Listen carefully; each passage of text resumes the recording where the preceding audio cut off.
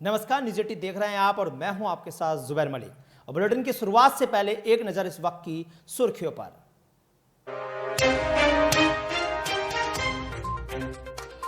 Bahujan Samajwadi party के बाद अब भारतीय जनता पार्टी भी करेगी प्रबुद्ध सम्मेलन।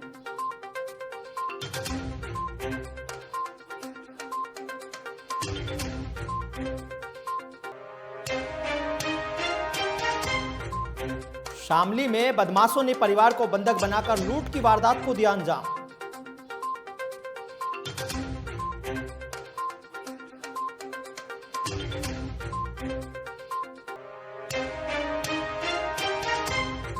हमीरपुर पुलिसकर्मी पर युवती ने लगाया दुष्कर्म का आरोप।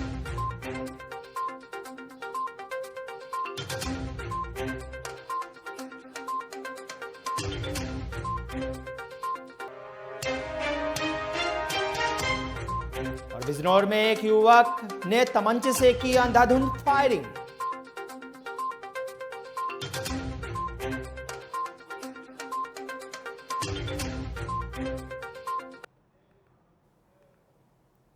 वहीं यूपी के बिजनौर थाना हल्दौर के नगर पंचायत में दहशत फैलाने की नीयत से एक युवक ने तमंचे से अंधाधुंध फायरिंग की। हवाई फायरिंग करते हुए युवक की तस्वीरें सीसीटीवी कैमरे में कैद हो गई। बाइक पर सवार इस अज्ञात युवक ने सड़क पर सरेआम फायरिंग कर दहशत फैला दी। वहीं इस घटना की जानकारी नगर पंचायत अध्यक्ष झालू ने थाने में दी है। और वहीं इस खबर पर ज्यादा जानकारी के लिए हमारे सहयोगी माहिन सिंह बिजनौर से हमारे साथ फोन लाइन पर जुड़ गए हैं। माहिन, क्या कुछ जानकारी है इस खबर को लेकर के, जो है हल्दौर का पूरा मामला बताया जा रहा है जहां पर यह फायरिंग की गई है? जी माहिन, क्या कुछ जानकारी है आपके पास जो ये फायरिंग हुई है हल्दौर थाना क्षेत्र का ये पूरा मामला है इसको लेकर के? चलिए, ये पूरा मामला बिजनौर के हल्दौर थाना क्षेत्र का है जहां पर फायरिंग की गई है। फायरिंग के दौरान उसके बाद इस पूरे मामले की तफ्तीश में भी पुलिस जुटी है। यह पूरा मामला हल्दौर थाना क्षेत्र का बताया जा रहा है जहां पर अंधाधुंध कुछ बदमाशों ने फायरिंग की है। और ये उस वक्त की वारदात है जब अंधाधुंध फायरिंग की गई। ये पूरा मामला बिजनौर के हल्दौर थाना क्षेत्र का है जहां पर अंधाधुंध कुछ युवकों ने फायरिंग की है। और ये फायरिंग के दौरान ये पूरा मामला सामने आया है निकलकर, जहां पर वहां के हल्दौर थाना क्षेत्र इलाके के जो जिनके घर पर फायरिंग की गई, जहां पर फायरिंग की गई, उन्होंने शिकायत भी पुलिस को दी है। अभी शिकायत पुलिस ने दर्ज भी कर ली है। अभी इस मामले की तफ्तीश में पुलिस जुटी है या क्या कुछ पूरा मामला है, क्योंकि ये पूरा मामला बिजनौर के हल्दौर थाना क्षेत्र का है। और ये पूरी घटना उस वक्त की है जब कुछ बदमाशों ने अंधाधुंध एक युवक के घर पर ताबड़तोड़ फायरिंग कर दी। इस वक्त की बड़ी खबर हम आपको बिजनौर से बता रहे हैं। वहीं आइए बढ़ते अगली बड़ी खबर की ओर। बदमाशों ने एक घर को बंधक बनाकर की लूट की वारदात को दिया अंजाम। घर में घुसकर लाखों के जेवर व नकदी की लूटपाट। शामली जनपद के थाना भवन क्षेत्र के गांव कादरगढ़ में रात्रि के समय में घर में घुसकर बदमाशों ने परिवार को हथियारों के बल पर बंधक बनाकर लाखों के जेवर व नकदी लूट ली। लूट की सनसनीखेज घटना को अंजाम देकर बदमाश मौके से फरार हो गए। वहीं घटना की सूचना पर पहुंची पुलिस ने मामले की जांच शुरू कर दी है। पीड़ित घरवाले के मुताबिक रात्रि के लगभग 1 बजे 7 से 8 अज्ञात बदमाश घर के बाहर बनी तकरीर में से 4 से 5 फीट ऊंची बाउंड्री वाले फांद कर घर में घुस गए, जहां घर में सो रही बुजुर्ग महिला, एक लड़की और एक लड़के को हथियारों के बल पर आतंकित करते हुए घर के ऊपर सो रहे घर के मालिक महेश से उनका दरवाजा खुलवाया। महेश ने अपनी बेटी की आवाज़ सुन दरवाजा खोल दिया, जिसके बाद बदमाश घर में घुस गए और घर में रखे लाखों रुपए के जेवर व 11,000 रुपए की नकदी लूटकर फरार हो गए। इस वक्त की बड़ी खबर हम आपको शामली से बता रहे हैं, जहां शामली के थाना भवन क्षेत्र की यह पूरी वारदात है, जहां पर कुछ लुटेरे बदमाश एक घर में घुस गए और घर में घुसकर घर के युवकों को बंधक बनाकर उन्होंने 11,000 की नकदी समेत लाखों का जेवर लूट लिया। क्या हुई रात में आए 7-8 लोग, हमारा सामान हमारा चीज़ वगैरह पैसे यानी कि सब, और हमारे हाथ पाँव बहन का मतलब यहाँ कमरे में घेर दी सारे, और मेरे मम्मी पापा भी, मैं भी और हमारे लड़के लड़की हमारी मिसेज उसके बाद जो भी उन्हें करना था, मतलब लेने की चीज़ भी जो भी था उन्होंने सब निकाला। उसके लगभग में यहाँ 1 घंटे करीब रहे और जी फिर उसके बाद भी चले गए। तो हम ऊपर को इसमें मेन गेट के जो ऊपर रोशनदान हो उसमें वो बाहर निकल गए। हमने फिर इन्हें पड़ोस में आए चाचा हमारे, उन्हें बताया कि ऐसा ऐसा हो गया। फिर में आए, फिर उन्होंने ही पुलिस वालों को फ़ोन करके उन्हें बुलाया। उनका नुकसान तो लगभग ज़्यादा नहीं, तो भाई चीज़ होंगी, नगद तो 11,000 ही थे, चीज़ होंगी लगभग 2.5-3 लाख रुपए की होंगी। देखिए रात में थाना भवन के वो कादरगढ़ गांव में 1 से लेकर के 2-2:30 बजे के बीच में कुछ बदमाश आए हैं और एक आउटर साइड में घर है, मिस्टर विजेंद्र सिंह साहब का है। तो उनके घर में जो है यहाँ से आकर के लूट की घटनाएं हुई हैं। पुलिस से लेकर के सारी टीमें इसमें लगाई गई हैं और ये पुलिस के लिए चुनौती है। हम घटना पंजीकरण करके इसको अनावरण करने का प्रयास कर रहे हैं। बाकी पीड़ित पक्ष से बात हुई है, पीड़ित पक्ष द्वारा तहरीर दी जा रही है, अभियोग का पंजीकरण करके अनावरण करने मेरे द्वारा निर्देश दिए गए हैं। कितने लोग घटना में शामिल थे सर? देखिए सारी चीज़ें तो विवेचना का पार्ट है।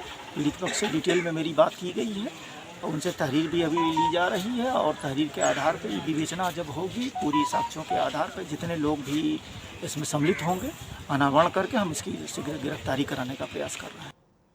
वहीं यूपी के हमीरपुर जिले में एक युवती ने पुलिसकर्मी के ऊपर शादी करने का झांसा देकर दुष्कर्म करने का आरोप लगाया है। अभियुक्त सिपाही हमीरपुर जिले के सिसोलपुर थाने में तैनात है। मध्य प्रदेश के भिंड जनपद की रहने वाली युवती के मुताबिक पुलिसकर्मी शादी करने का झांसा देकर उसके साथ लगातार शारीरिक संबंध बनाता रहा है और अब उससे शादी करने को तैयार नहीं है। पीड़ित युवती और अभियुक्त सिपाही फेसबुक के माध्यम से एक दूसरे के संपर्क में आए हैं। युवती ने इस मामले में उच्च अधिकारियों से न्याय की गुहार भी लगाई है।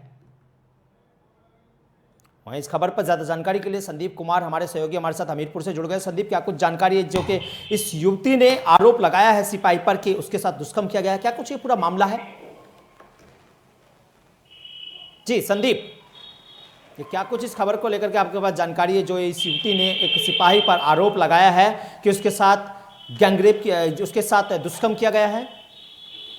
जैसा कि बताते हैं पूरा मामला हमीरपुर जिले के सिसोला थाना में तैनात एक श्याम सुंदर सिपाही पर आरोप लगाए दूसरी जो युवती भिंड मुरैना मध्य प्रदेश की रहने वाली है और उसका कहना है कि फेसबुक के माध्यम से इनकी दोस्ती हुई थी। दोस्ती होने के बाद वो उससे मिलने लगे। लगभग 8 से 9 महीने पूर्व इनकी सारी चीजें बातचीत होती रही और मुलाकात हो रही और वो एक बार इसको लेकर थाने भी लाया था और उसके बाद इनके दोनों के बीच में जब विवाद हुआ तो भिंड मुरैना में महिला थाने पहुंचे थे जहां पर इनका दोनों को कंप्रोमाइज हुआ था और इसके बाद महिला जो सिपाही था उस महिला को लेकर थाने ले आया था और उसने कहा कि मैं अपने साथ रखूंगा, शादी करूंगा, लेकिन उसे शादी का झांसा देकर उसके यौन शोषण करता रहा और इसके बाद उस युवती को खुला छोड़ दिया। लेकिन अब युवती का ने पुलिस अधीक्षक महोदय के पास गुहार लगाई कि उसको न्याय दिया जाए और जो आरोपी सिपाही है उसके खिलाफ कार्रवाई की जाए। जी चलिए, बहुत बहुत शुक्रिया संदीप इस खबर पर जानकारी देने के लिए। जैसा कि आपने बताया कि इस मामले में पुलिस अभी कार्रवाई अमल में ला रही है क्योंकि यह पूरा मामला एक युवती को लेकर है जिसने एक महिला ने एक सिपाही पर साफ तौर पर आरोप लगाया है कि एक सिपाही ने उसके साथ पहले फेसबुक से फ्रेंडशिप की और उसके बाद उसके साथ दुष्कर्म किया और अब उसके साथ शादी करने से इनकार कर रहा है क्योंकि महिला का आरोप है कि उस सिपाही ने उसके शादी करने की भी कहा था लेकिन अब वो उसके साथ शादी करने से इनकार कर रहा है और उसके साथ उसने शारीरिक संबंध भी बनाए थे। बड़ी खबर हम हमीरपुर से आपको बता रहे हैं जहां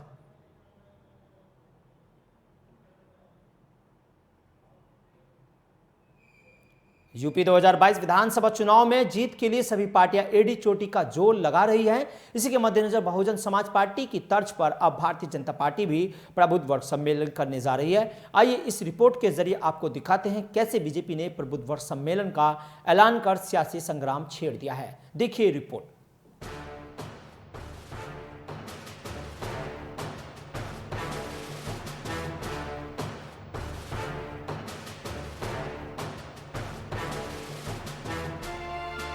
यूपी विधानसभा चुनाव को अब महज 7 महीनों का समय शेष रह गया है। ऐसे में सूबे में सत्तारूढ़ पार्टी बीजेपी ने एक बड़ी सियासी चाल चल दी है। बहुजन समाज पार्टी के बाद अब भारतीय जनता पार्टी भी 5 सितंबर से प्रबुद्ध वर्ग सम्मेलन करने जा रही है।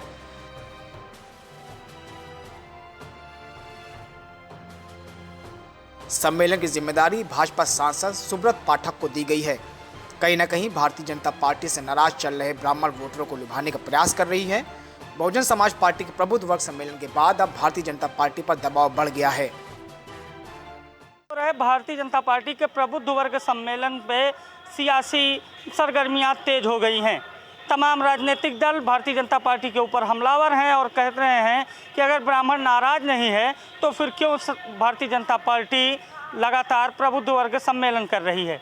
कल 5 तारीख से कन्नौज के सांसद सुब्रत पाठक की अगुवाई में भारतीय जनता पार्टी प्रबुद्ध वर्ग सम्मेलन करने जा रही है, लेकिन इस पर सियासी बयानबाजी का दौर शुरू हो गया है। समाजवादी पार्टी और बहुजन समाजवादी पार्टी कह रहे हैं कि अगर भारतीय जनता पार्टी से ब्राह्मण नाराज नहीं है, प्रबुद्ध नाराज नहीं है, तो फिर आखिर सम्मेलन करने की ज़रूरत क्यों पड़ रही है। कल से शुरू हो रहे इस सम्मेलन पर सियासी बयानबाजियों का दौर शुरू हो गया है। भारतीय जनता पार्टी के प्रवक्ता धीरू वाजपेयी ने सपा बसपा पर निशाना साधते हुए कहा कि समाजवादी पार्टी और बहुजन समाजवादी पार्टी को प्रबुद्ध मतलब केवल ब्राह्मण ही दिखता है। उनके मन में वहम हो गया है, उनकी मानसिकता कुंठित है। तो वही समाजवादी पार्टी ने भी पलटवार करते हुए कहा कि अगर ब्राह्मण नाराज नहीं है तो भारतीय जनता पार्टी प्रबुद्ध वर्ग सम्मेलन क्यों कर रही है। वहीं दूसरी ओर सपा प्रवक्ता अनुराग भदौरिया ने भारतीय जनता पार्टी पर निशाना साधते हुए कहा कि भारतीय जनता पार्टी अब चाहे जितना भी सम्मेलन कर ले, ब्राह्मण और प्रदेश की जनता उसके बहकावे में नहीं आने वाली है। उन्होंने कहा कि जिस तरह से प्रदेश की जनता ने कोविड-19 में दर्द झेला और ब्राह्मणों का उत्पीड़न हुआ है, इस बार ब्राह्मण प्रबुद्ध वर्ग सम्मेलन से मानने वाला नहीं है। भारतीय जनता पार्टी को सत्ता से बाहर का रास्ता दिखाया जाएगा। उत्तर प्रदेश में भारतीय जनता पार्टी अब कितना भी जोर लगा ले, कितने भी सम्मेलन कर ले, लेकिन उत्तर प्रदेश की जनता ने, प्रबुद्ध जनता ने यह तय कर लिया है कि भारतीय जनता पार्टी की सरकार में जिस तरह से उत्तर प्रदेश के लोगों को दर्द मिला है, चाहे कोविड काल हो, चाहे यहाँ पे बच्चों की मौतें हो रही है, जिस तरह से चारों तरफ बच्चों की मौतें हो रही है मस्तिष्क ज्वर से और कोविड से, उत्तर प्रदेश की जनता 2022 के चुनाव में भारतीय जनता पार्टी को वोट के माध्यम से ऐसा करारा तमाचा मारेगी कि भारतीय जनता पार्टी को इसकी गूंज वर्षों तक याद रहे। मुझे लगता है सपा और बसपा ये दोनों पार्टियां परिवार की पार्टी, इनके यहाँ संगठन नाम की कोई व्यवस्था है नहीं। मुझे लगता है भारतीय जनता पार्टी का 1980 से जब से गठन हुआ है तब से वहाँ हमारे यहाँ एक प्रबुद्ध प्रकोष्ठ हर बार बनता है और उस प्रबुद्ध प्रकोष्ठ का काम ही होता है कि प्रबुद्धों के बीच में जाकर अपने सम्मेलन करना, अपनी बात रखना, और ये एक सतत प्रक्रिया है जो पिछले इतने सालों से चली आ रही है। बहुत से लोगों की मानसिकता में भर गया है कि ब्राह्मण ही केवल बुद्धिजीवी होता है और नहीं। मुझे लगता है सपा बसपा की ये मानसिकता बहुत दूषित मानसिकता है। प्रबुद्ध, पढ़ा लिखा, समझदार हर जात हर धर्म में पाया जाता है और मुझे नहीं लगता कि केवल इस पर ब्राह्मणों का एकाधिकार है कि वही प्रबुद्ध है। और ये सपा बसपा जो ब्राह्मणों को प्रबुद्ध कहकर कह रही है, मुझे लगता है कि ब्राह्मण जब आदिकाल से बुद्धिमान माना गया, उसने अगुवाई की, वो लोकहित के काम किए उसने, और लोकहितकारी रहा, परोपकारी रहा, ये अपनी जगह है। लेकिन प्रबुद्ध वर्ग में आज के समाज में तमाम सभी जातियों सभी धर्मों के लोग आते हैं। प्रवक्ता ने निशाना साधते हुए कहा कि विपक्ष को यह भ्रम है कि केवल प्रबुद्ध वर्ग में ब्राह्मण ही आते हैं। प्रबुद्ध वर्ग में उनके कहने के अनुसार कि कई जातियों के लोग आते हैं जो बुद्धिजीवी होते हैं। कल से आज जो शुरू हो रहा है प्रबुद्ध सम्मेलन, इसकी अगुवाई कन्नौज के सांसद सुब्रत पाठक कर रहे हैं। कुल मिलाकर बीजेपी चाहे कुछ भी कहे, लेकिन जिस तरह से बहुजन समाज पार्टी के द्वारा ब्राह्मणों के उत्पीड़न का मुद्दा उठाया गया और जगह जगह पर ब्राह्मण महासभा की गई, ब्राह्मण सम्मेलन किया गया, उससे कहीं ना कहीं भारतीय जनता पार्टी भी दबाव में है। और इसी का कारण है कि 5 सितंबर से यानी कल से सुब्रत पाठक की अगुवाई में प्रबुद्ध वर्ग सम्मेलन का आयोजन किया जा रहा है। अब देखने वाली बात यह होगी कि प्रबुद्ध वर्ग सम्मेलन के आयोजन से भारतीय जनता पार्टी को कितना नफा नुकसान होता है। लेकिन प्रबुद्ध वर्ग सम्मेलन करके बहुजन समाज पार्टी ने समाजवादी पार्टी और भारतीय जनता पार्टी की मुश्किलें बढ़ा दी हैं। कैमरा पर्सन अमित यादव के साथ अभिषेक शर्मा, न्यूज़ 18 लखनऊ। सारी बयानबाजी और सियासी चालों का सीधा और साफ मतलब है कि इस बार उत्तर प्रदेश विधानसभा चुनाव में ब्राह्मण उत्पीड़न के नाम पर सियासी दल वोट बैंक को साधने में जुट गए हैं। बसपा, सपा और भाजपा तीनों के बीच इस बात को लेकर बड़ी बहस हो रही है कि इस बार ब्राह्मण किसके साथ जाएगा। तो वहीं किनारे से कांग्रेस भी ब्राह्मण को साधने में जुट गई है। लेकिन मुख्य लड़ाई में इस वक्त सपा और बसपा और भाजपा है, जो ब्राह्मण वोट बैंक के लिए जद्दोजहद में जुट गई है। अभी तक जिस तरह से बसपा के राष्ट्रीय महासचिव सतीश चंद्र मिश्रा के द्वारा ब्राह्मण सम्मेलन किया गया है, जिसकी वजह से यूपी की सियासत में भूचाल सा आता हुआ दिखा। अब देखने वाली बात होगी कि कल से शुरू हो रहे प्रबुद्ध वर्ग सम्मेलन में नाराज ब्राह्मणों को भाजपा मनाने में सफल होती है या नहीं। इस बात का पता तो यूपी चुनाव के नतीजों के आने के बाद ही चल सकेगा। लेकिन जिस तरह से यूपी में ब्राह्मणों पर सियासत हो रही है, ऐसे में सियासी पारा चढ़ता हुआ दिख रहा है। न्यूज़ 80 के लिए अभिषेक शर्मा की रिपोर्ट।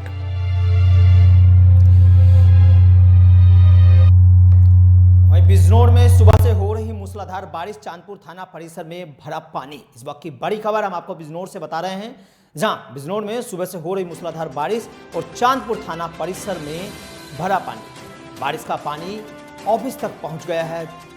जेट पंप से पानी को निकलवाने का प्रयास किया जा रहा है। इस वक्त की बड़ी खबर हम आपको बिजनौर से बता रहे हैं, जहां चांदपुर थाना परिसर में पानी भर गया है। पूरा थाना परिसर पानी में तरबतर हो गया है और बारिश का पानी ऑफिस तक जा पहुंचा है। हम आपको तस्वीरों में दिखा रहे हैं, आप तस्वीरों में साफ तौर पर देख सकते हैं कि किस तरह से चांदपुर थाना परिसर पूरा पानी में लबालब भरा है और जेट पंप की सहायता से यहां से पानी निकलवाने का प्रयास किया जा रहा है। यूपी के बिजनौर में सुबह से हो रही मूसलाधार बारिश से लोगों को काफी परेशानी का सामना करना पड़ रहा है। बारिश का पानी चांदपुर थाना परिसर में भी घुस गया, जिसकी वजह से कर्मचारियों को भी काफी परेशानियों का सामना करना पड़ रहा है। फिलहाल जेट पंप से बारिश का पानी निकलवाने की कोशिश की जा रही है। साफ तौर पर आप देख सकते हैं तस्वीरों में कि किस तरह से जो ये चांदपुर थाना परिसर है पूरा लबालब पानी से भरा है। सुबह से बिजनौर इलाके में हो रही मूसलाधार बारिश से ये स्थिति बनी हुई है और वहाँ के स्थानीय निवासियों को भी जल भराव से, सड़कों पर हो रहे जल भराव से काफ़ी परेशानियों का सामना करना पड़ रहा है। और चांदपुर थाना परिसर का यह पूरा मामला है, जहां पर लबालब करके पानी भर गया है और पूरा थाना परिसर पानी में तब्दील हो गया है। पूरे थाना परिसर में पानी भर गया है और वहीं ऑफिस तक भी पानी पहुंच गया है। इस वक्त की बड़ी खबर।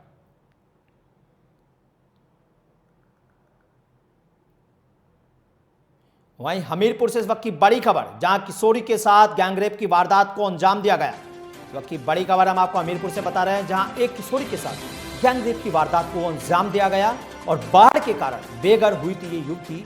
और इस युवती के साथ आरोप है कि ट्रैक्टर चालकों ने उसे अपनी हवस का शिकार बनाया है। तो बड़ी खबर हमीरपुर से हम आपको बता रहे हैं, जहां एक किशोरी के साथ गैंगरेप की वारदात को अंजाम दिया गया है। बाढ़ के दौरान ये युवती बेघर हो गई थी, जिसको ट्रैक्टर चालक कुछ युवकों ने अपनी हवस का शिकार बनाया है। वहीं अभियुक्तों के खिलाफ पुलिस ने मुकदमा भी दर्ज कर लिया है। यूपी के हमीरपुर सदर कोतवाली क्षेत्र में एक सनसनीखेज घटना सामने आई है, जहां एक युवती के साथ 3 ट्रैक्टर चालकों ने गैंगरेप किया है। और इस खबर पर ज्यादा जानकारी के लिए हमारे सहयोगी संदीप हमारे साथ फोन लाइन पर है। संदीप, क्या कुछ जानकारियां आपके पास इस खबर को लेकर, जो यूपी के हमीरपुर में सदर कोतवाली क्षेत्र में एक जो युवती के साथ गैंगरेप को अंजाम दिया गया है? जैसा कि मैं आपको बता दूं कि ये पूरा मामला जो है सदर कोतवाली क्षेत्र का ही है, जो बिल्कुल कोतवाली से महज 3 किलोमीटर दूरी की स्थित ये घटना है, जहां बाढ़ के कारण बेघर हुआ पूरा परिवार सड़क के किनारे रहने को मजबूर था। तो वहीं देर रात कुछ ट्रैक्टर चालकों ने युवती के साथ में गैंगरेप की वारदात को अंजाम दिया है। तो घटना की जानकारी मिलने पर हालांकि पुलिस ने मुकदमा पंजीकृत कर सभी आरोपियों की तलाश शुरू कर दी है।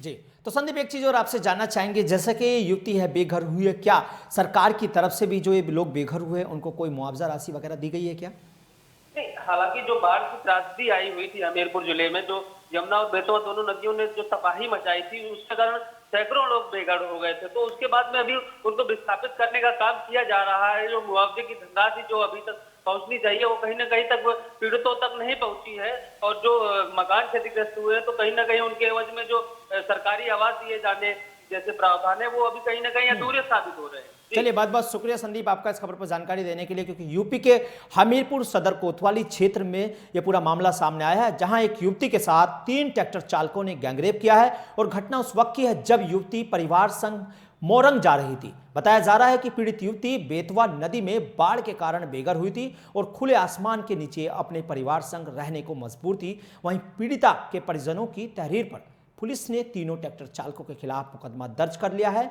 और मामले की जांच में भी पुलिस जुट गई है।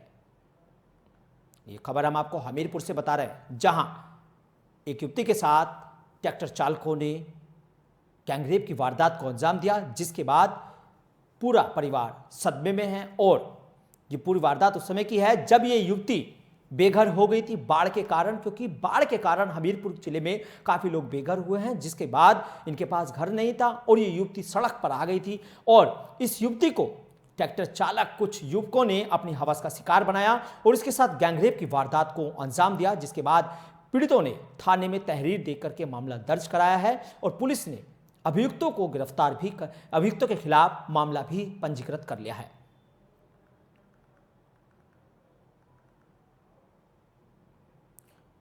वहीं बागपत में कोरोना काल में हुए ऑक्सीजन संकट को देखते हुए सरकार पूरे देश में ऑक्सीजन प्लांट स्थापित करवा रही है। आज इसी के चलते बागपत जिला के अस्पताल के अंदर लिक्विड ऑक्सीजन प्लांट का शुभारंभ किया गया। सांसद सत्यपाल सिंह, बीजेपी विधायक केपी मलिक, डीएम बागपत ने फीता काटकर शुभारंभ किया है। इस प्लांट में रोजाना 500 बेड ऑक्सीजन बनाई जाएगी, 500 पाउंड ऑक्सीजन बनाई जाएगी, जिसमें 100 मरीजों को ऑक्सीजन देने की सुविधा मिलेगी। सांसद ने कहा कि पूरे देश के अंदर कोविड-19 को रोकने के लिए तेजी से टीकाकरण भी हो रहा है और लगातार ऑक्सीजन प्लांट का भी निर्माण किया जा रहा है। जनपद के अंदर 6 ऑक्सीजन प्लांट स्थापित किए जाने हैं, जबकि 3 प्लांट प्राइवेट और 3 प्लांट सरकारी अस्पतालों में निर्माण किए जाने हैं।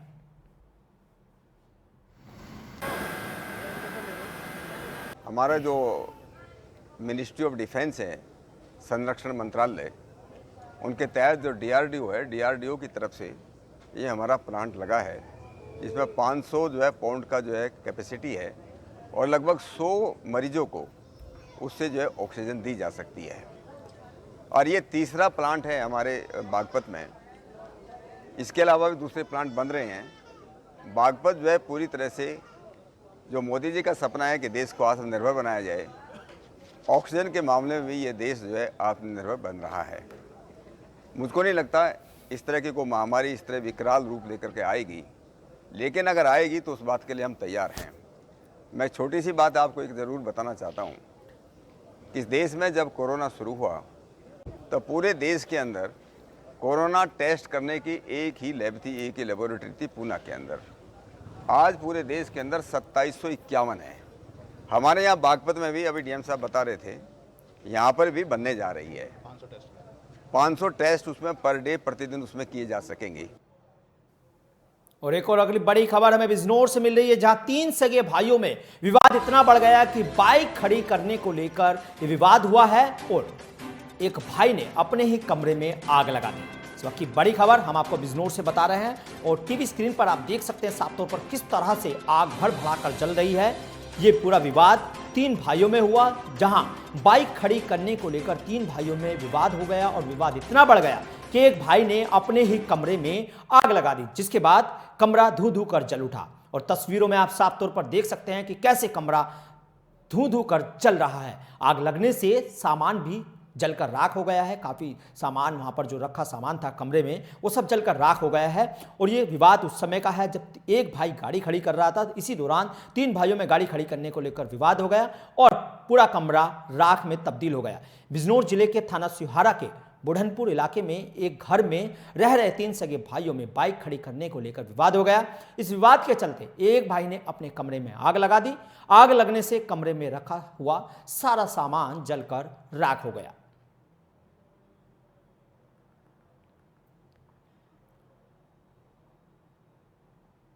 आइए बढ़ते हैं अगली बड़ी खबर की ओर। प्रतापगढ़ से हमें खबर मिल रही है। प्रतापगढ़ पहुंचे यूपी बीजेपी प्रदेश अध्यक्ष। यूपी बीजेपी के प्रदेश अध्यक्ष स्वतंत्र देव सिंह ने आज प्रतापगढ़ का दौरा किया। इस दौरान स्वतंत्र देव सिंह ने अपनी संवेदनाएं भी व्यक्त की। पिंटू तिवारी की अगुवाई में उनका स्वागत किया गया। इस वक्त की बड़ी खबर हम आपको बता रहे हैं, जहां कार्यकर्ताओं को उन्होंने जीत का मंत्र भी दिया। इस वक्त की बड़ी खबर हम आपको बता रहे हैं प्रतापगढ़ से, जहां आज भाजपा के प्रदेश अध्यक्ष स्वतंत्र देव सिंह ने प्रतापगढ़ का दौरा किया और पिंटू के देख रेख में पूरा कार्यक्रम का आयोजन किया गया है। और इस दौरान स्वतंत्र देव सिंह ने कार्यकर्ताओं को जीत का मंत्र भी दिया है। यूपी के बीजेपी प्रदेश अध्यक्ष स्वतंत्र देव सिंह आज भाजपा नेता राजेश्वर पटेल के निधन के बाद प्रतापगढ़ पहुंचे। स्वतंत्र देव सिंह का पिंटू तिवारी की अगुवाई में कार्यकर्ताओं ने भव्य स्वागत किया। इस वक्त की बड़ी खबर, राजेश्वर पटेल के घर जाकर भाजपा प्रदेश अध्यक्ष स्वतंत्र देव सिंह ने अपनी शोक संवेदनाएं भी व्यक्त की। इसके साथ ही स्वतंत्र देव सिंह ने कार्यकर्ताओं को जीत का मंत्र भी दिया। इस वक्त की बड़ी खबर हम आपको बता रहे हैं, प्रतापगढ़ आज पहुंचे थे स्वतंत्र देव सिंह, जहां उन्होंने शोक संवेदनाएं व्यक्त की है। इसके साथ ही स्वतंत्र देव सिंह ने कार्यकर्ताओं को जीत का मंत्र भी दिया। की बड़ी खबर हम आपको बता रहे हैं प्रतापगढ़ से, जहां आज स्वतंत्र देव सिंह पिंटू तिवारी की अगुवाई में कार्यकर्ताओं ने किया भव्य स्वागत। स्वतंत्र देव सिंह आज भाजपा नेता राजेश्वर पटेल के निधन के बाद प्रतापगढ़ पहुंचे स्वतंत्र देव सिंह का पिंटू तिवारी की अगुवाई में कार्यकर्ताओं ने भव्य स्वागत किया और राजेश्वर पटेल के घर जाकर भाजपा प्रदेश अध्यक्ष स्वतंत्र देव सिंह ने अपनी शोक संवेदनाएं व्यक्त की। इसके साथ ही स्वतंत्र देव सिंह ने कार्यकर्ताओं को जीत का मंत्र भी दिया। इस वक्त की बड़ी खबर हम आपको बता रहे हैं, आपको प्रतापगढ़ से, जहां राजेश्वर पटेल के घर जाकर भाजपा प्रदेश अध्यक्ष स्वतंत्र देव सिंह ने उन्हें अपनी संवेदनाएं दी। यूपी के बीजेपी प्रदेश अध्यक्ष स्वतंत्र देव सिंह आज भाजपा नेता राजेश्वर पटेल के निधन के बाद प्रतापगढ़ पहुंचे। स्वतंत्र देव सिंह का पिंटू तिवारी की अगुवाई में कार्यकर्ताओं ने भव्य स्वागत किया। राजेश्वर पटेल के घर जाकर भाजपा प्रदेश अध्यक्ष स्वतंत्र देव सिंह ने अपनी शोक संवेदनाएं व्यक्त की। इसके साथ ही स्वतंत्र देव सिंह ने कार्यकर्ताओं को जीत का मंत्र दिया। ये खबर हम आपको बता रहे हैं लगातार प्रतापगढ़ से, जहां और वही इस खबर पर ज्यादा जानकारी के लिए हमारे सहयोगी अभिषेक शर्मा हमारे साथ जुड़ गए। अभिषेक, क्या कुछ जानकारी है इस खबर को लेकर के जो है आज स्वतंत्र देव सिंह आज पहुंचे थे प्रतापगढ़? जी, आपको बता दें कि स्वतंत्र देव पटेल आज प्रतापगढ़ पहुंचे हैं। भारतीय जनता पार्टी के प्रदेश अध्यक्ष हैं और प्रतापगढ़ भारतीय जनता पार्टी के लिहाज से काफी अहम माना जाता है। प्रतापगढ़ मजबूत गढ़ माना जाता है भारतीय जनता पार्टी का। वहां पर कार्यकर्ताओं के द्वारा उनका जोरदार स्वागत किया गया। भाजपा जिलाध्यक्ष हरिओम मिश्रा मौजूद रहे, तो वहीं भारतीय जनता पार्टी युवा नेता पिंटू तिवारी के द्वारा उन्हें बुके भेंट करके भव्य स्वागत किया गया। इस मौके पर उन्होंने खास बातचीत की अपने कार्यकर्ताओं के साथ, पिंटू तिवारी के साथ खास बातचीत की और पिंटू तिवारी ने हमसे बातचीत के दौरान बताया कि प्रदेश अध्यक्ष जी ने मंत्र दिया कि किस तरह से संगठन को और मजबूत करके विधानसभा की सारी सीटें जीती जाए। आपको बता दें कि वहां पर पिंटू तिवारी मौजूद थे, भारतीय जनता पार्टी के जिला अध्यक्ष मौजूद थे और वहां पर सैकड़ों कार्यकर्ताओं के बीच स्वतंत्र देव पटेल पहुंचे तो उनका भव्य स्वागत किया गया। उसके बाद वह भारतीय जनता पार्टी के बड़े नेता राजेश्वर पटेल के निधन के बाद उनके घर पहुंचे और शोक संवेदनाएं व्यक्त की। तो कई कार्यक्रमों में उन्होंने प्रतिभाग किया और भारतीय जनता पार्टी के कार्यकर्ताओं को जीत का मंत्र दिया। जी, बहुत बहुत शुक्रिया अभिषेक इस खबर पर जानकारी देने के लिए, क्योंकि आज स्वतंत्र देव सिंह प्रतापगढ़ पहुंचे थे, जहां जाकर उन्होंने इस परिवार को अपनी संवेदनाएं भी दी।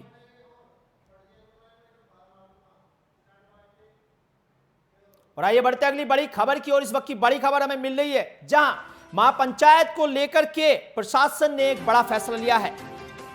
महापंचायत को लेकर के प्रशासन ने एक बड़ा फैसला लिया है। शामली, मुजफ्फरनगर, बागपत में शराब के ठेके बंद रहेंगे। शाम 5 बजे से लेकर कल शाम 8 बजे तक शाम 5 बजे से लेकर कल शाम 8 बजे तक शराब के ठेके पूर्ण रूप से बंद रहेंगे। ये पूरे शामली, मुजफ्फरनगर और बागपत जनपद में जितने भी शराब के ठेके हैं वो शाम 5 बजे से कल शाम 8 बजे तक बंद रहेंगे।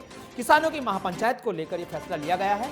शामली जिलाधिकारी जसजीत कौर के निर्देश पर दुकानें बंद रहेगी। इस वक्त की बड़ी खबर हम आपको बता रहे हैं। शामली कानून व्यवस्था प्रभावित न हो, इसको लेकर के दिशा निर्देश जारी किए गए हैं। इस वक्त की बड़ी खबर हम आपको शामली से बता रहे हैं, जहां महापंचायत को लेकर प्रशासन ने बड़ा फैसला लिया। श्रवण कुमार, क्या कुछ जानकारी है आपके पास इस खबर को लेकर के, जो ये किसान महापंचायत को लेकर के शराब के ठेके बंद करने को जो प्रशासन ने बड़ा फैसला लिया है? जी श्रवण, क्या कुछ जानकारी है आपके पास, जो ये प्रशासन ने एक बड़ा फैसला लिया है कि आज शाम 5 बजे से कल आज शाम 8 बजे तक इस शराब के ठेके बंद रहेंगे, इसको लेकर के? बिल्कुल, देखिए वेस्ट यूपी के जो जिले हैं उनमें जो है आज शाम 5 बजे से एक आदेश लागू किया गया है। कल जो महापंचायत होनी है उसको देखते हुए यहाँ पे जो है जो शराब की दुकानें हैं, मॉडल शॉप है, उन सभी को जो है बंद करने के निर्देश जारी कर दिए गए हैं। और ये शराब की दुकानें जो बंद कराने का कारण है वो माना जा रहा है कि किसान महापंचायत, क्योंकि बताया जा रहा है कल जो है 22 राज्यों के किसान जो है मुजफ्फरनगर में जुटेंगे और एक बड़ी महापंचायत जो है किसानों की वो की जाएगी। संयुक्त मोर्चा के आह्वान पर यह पंचायत बुलाई गई है और ऐसे में शराब की दुकानें पर जो है जो लोग आएंगे बाहर से, कहीं वो शराब ना खरीद ले और शराब खरीद करके किसी तरह की कोई बात ना हो जाए जिससे कि कानून व्यवस्था प्रभावित ना हो। इन सभी बातों को ध्यान में रखते हुए ये निर्णय लिया गया है। और शामली जनपद की जो जिलाधिकारी है जसजीत कौर, उन्होंने ये आदेश जो है प्रभावी रूप जो है लागू किया है। तो ऐसे में अब अनुमान जो है ये लगाए जा रहे हैं कि लाइन ऑर्डर को लेकर के पुलिस प्रशासन पूरी तरह से पुख्ता इंतजाम जो है किए हुए हैं, पहले से ही वो अपनी तैयारियां दुरुस्त कर रहा है। तो इन सभी तैयारियों को लेकर के ही ये निर्देश लागू किए गए हैं। श्रवण, एक चीज और आपसे जानना चाहेंगे, शामली में इस वक्त जो कल को जैसे किसान महापंचायत मुजफ्फरनगर में 5 सितंबर को होने वाली है, तो शामली प्रशासन किस तरह से अलर्ट पर है सारी सुरक्षाओं को लेकर के? जी सरवन से हमारा फोन लाइन पर कनेक्शन नहीं हो पा रहा है। चलिए, महापंचायत को लेकर लेकिन प्रशासन ने एक बड़ा फैसला लिया है और आज शाम 5 बजे से कल शाम 8 बजे तक लगातार शराब के ठेके पूर्णतः बंद रहेंगे। और बुलेटिन में फिलहाल इतना ही। देश व प्रदेश की तमाम खबरें देखने के लिए बने रहिए न्यूज 18 के साथ।